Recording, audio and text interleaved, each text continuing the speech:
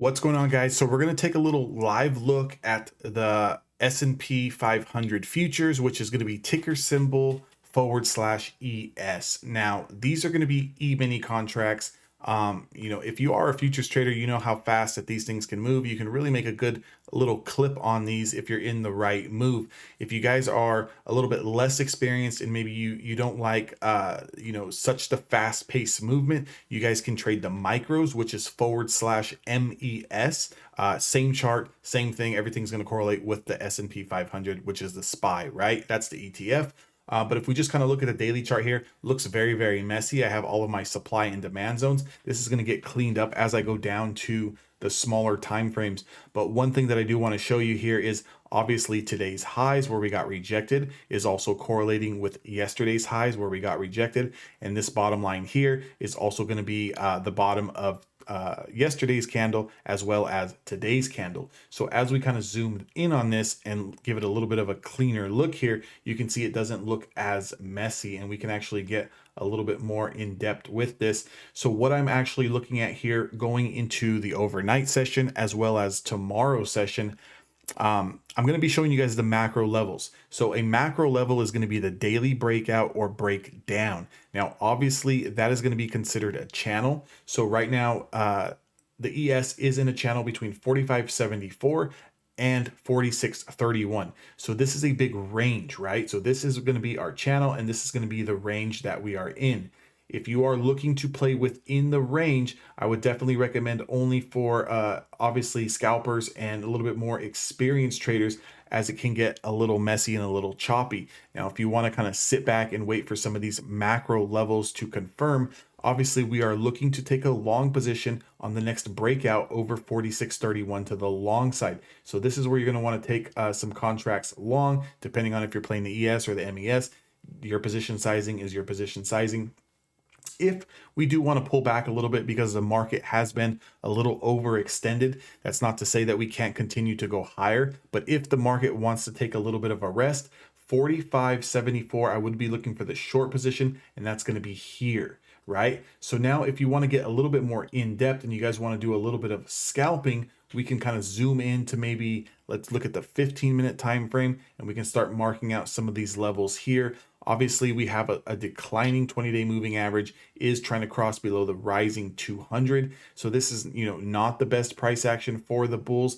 For me personally, what I would be looking for here is a loss of the 20-day moving average. That price is going to be 45.96, and we want to play that back down into the zone here of 45.74. So you got about a 20-point move on that. From 45.96 down to 45.74 is about a 20-point move.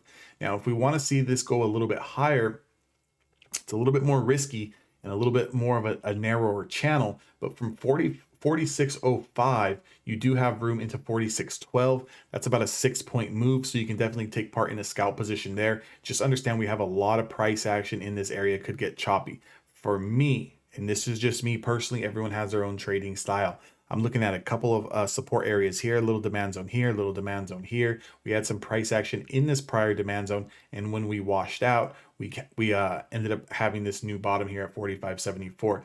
For me personally, on the ES, what I would like to see is a breakdown of 45.74. I will take that short position. Our next support level is going to be at 45.40, and I would just kind of wait for the breakout. If the market truly wants to get strong and it wants to continue this road higher, then definitely 46.31. If we do come down into this zone and we kind of hold, right? So say we come down here and you do not take part in a short position and we kind of hold, maybe you can take this bounce play up here and just kind of use the 45.74 as your stop. Now, maybe you guys are really interested in trading futures, or maybe you guys are interested in day trading, but you guys necessarily don't have the capital or you don't have the access on your brokerage to trade futures. Futures can be very, very expensive. They are leveraged. I'll be honest, it's a beast. The futures game is a whole different level. But one thing that I really like about the futures is these markets, they never shut, right? So, we're really only closed from Friday after close to Saturday. We reopen on Sunday. You can trade these things almost 22 hours out of the day, 23 hours out of the day. If you want to do that, I would not recommend doing that, but you can definitely catch the overnight session, tends to move a little bit going into the pre-market. And then obviously our US session, it is very, very active. If you guys are looking to maybe, day trade these futures, and I'm talking about the NASDAQ, which is the NQ, I'm talking about crude oil, maybe a little bit of gold, obviously the ES. If you guys would be interested in getting funded up to $150,000, definitely check the link down in my description box below. I work with a fantastic prop firm. They can get you guys funded anywhere from $50, $100, $150,000. I personally am funded the $100,000 account with them. I do trade futures pretty actively. I also trade them on my personal brokerage as well.